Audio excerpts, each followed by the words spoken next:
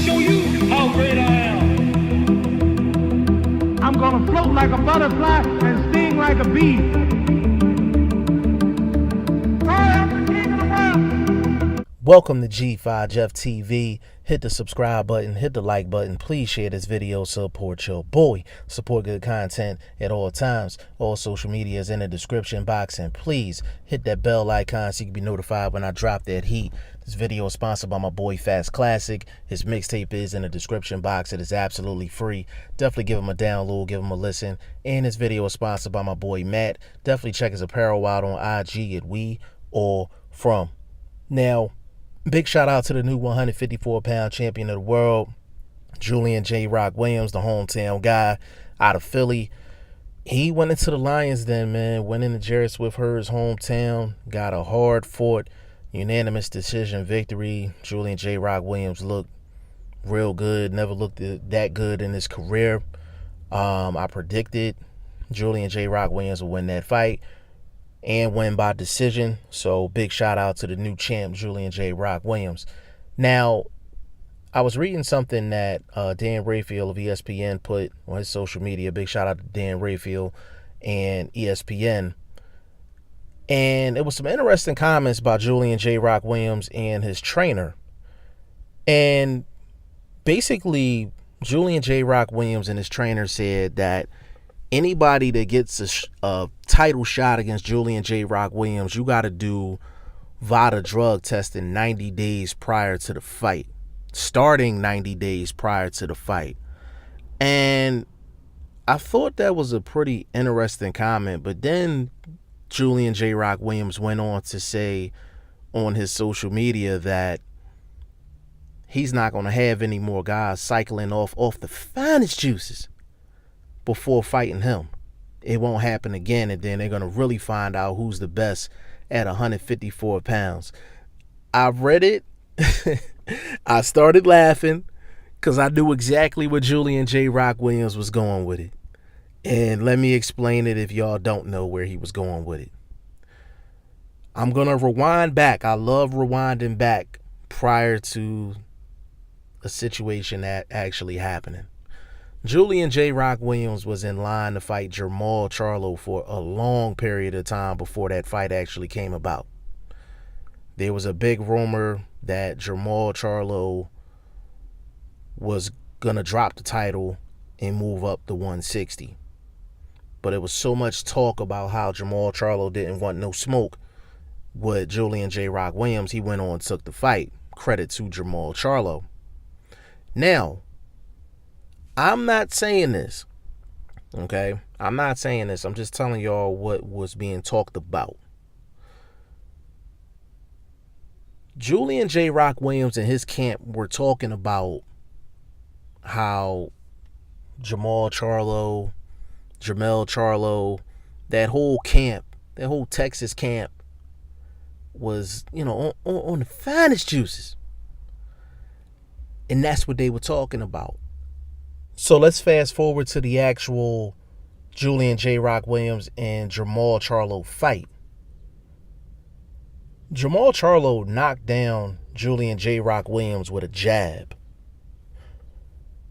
Throughout the history of boxing, we've seen a lot of people get hit with a lot of jabs. We've seen a lot of fighters have power jabs. But 9 times out of 10, you don't see guys getting knocked down by a jab. Not only did Jermall Charlo knock down Julian J. Rock Williams with a jab, he gave Julian J. Rock Williams the stanky leg with a jab.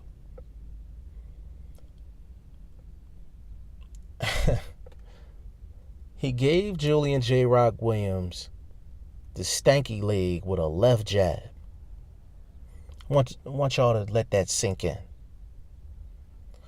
Then in the 5th round, Jermall Charlo hits him with a beautiful counter uppercut off of a lazy shot from Julian J. Rock Williams. And knocked Julian J. Rock Williams flat on his face.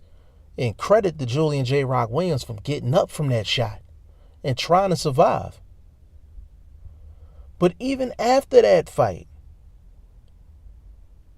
J. Rock went over to Jermall Charlo, tried to say congratulations. Jamal Charlo said, fuck that. Fuck you. I'm not doing that. I'm not accepting your congratulations, all that shit you was talking. And there was a lot of people that was mad at Jamal Charlo for that.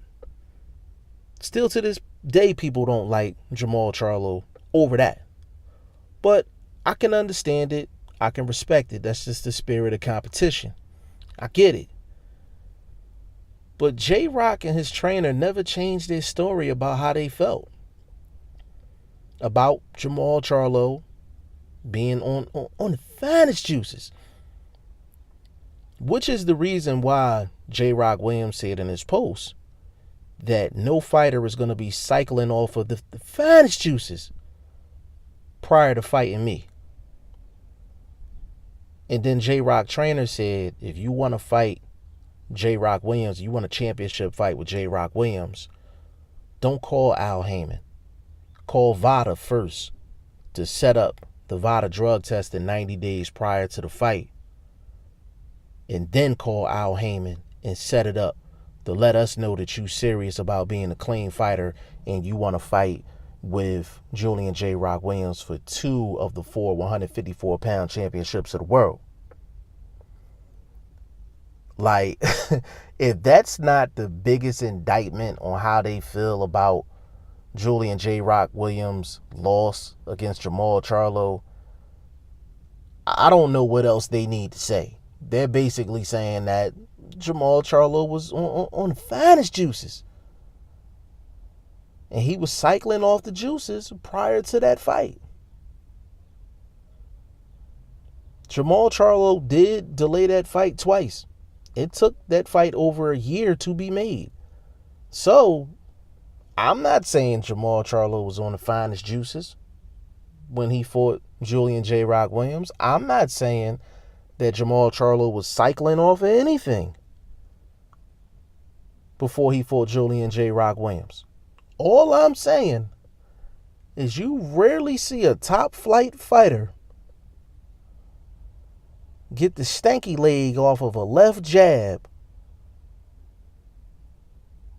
but then fight a guy like Jarrett Swift Hurd and you taking 12 rounds worth of shots and you don't get a stanky leg one time. Look like you didn't even get hurt one time. Listen, it's up to y'all to come up with y'all own conclusions, but J-Rock Williams and his trainer is perfectly clear.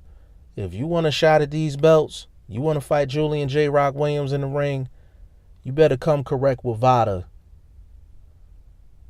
before we sign on the dotted line. And they're putting safety first, and they're putting the fact that it needs to be an even playing field in their eyes before a dollar amount. And you got to big up the new champ, Julian J-Rock Williams, and his trainer for coming out and actually saying it. Because it's one thing to say it, but to actually act on it is going to be something completely different. So let's see if Julian J-Rock Williams' next opponent does VADA for 90 days prior to the fight. We're going to see what happens. Big shout out to the new champ of the world, Julian J-Rock Williams. Y'all let me know what y'all think in the comment section. G5Jeff TV, hit the subscribe button, hit the like button. Please share this video, support your boy. Support good content at all times. I appreciate y'all. Peace.